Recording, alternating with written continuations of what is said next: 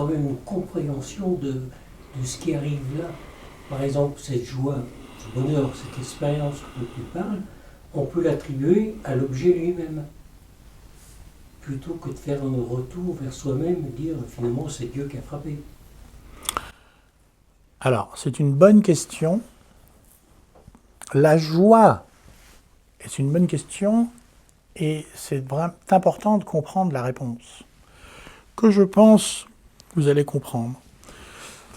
La joie n'est jamais liée à l'objet. Oui. La preuve, c'est que la répétition de la joie ne peut pas se faire, par exemple, en répétant l'objet.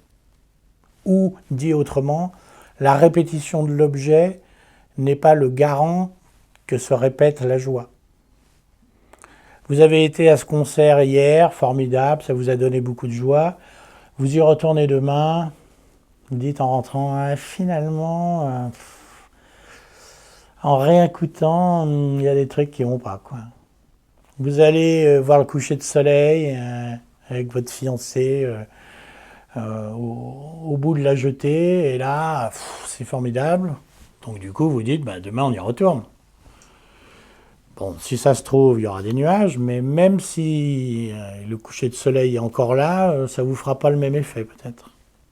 Ça prouve bien que le coucher de soleil, en lui-même, par lui-même, n'a rien à voir dans l'affaire. Bien sûr, il a participé de cette expérience, comme on vient de le dire.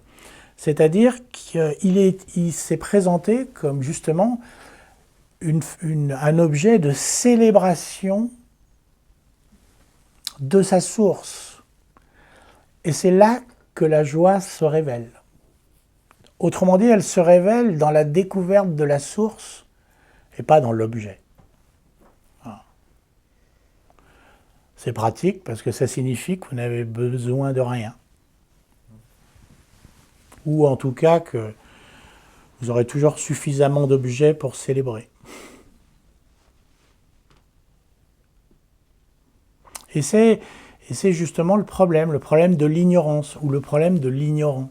L'ignorant croit que la joie ou que le bonheur, il est dans l'objet. Et donc, il considère que voilà, à partir du moment où je pense que le bonheur est dans l'objet, bon, je vais forcément dire, bah, pour moi, c'est plutôt dans tel objet que tel autre, et forcément, ma quête va être celle des objets.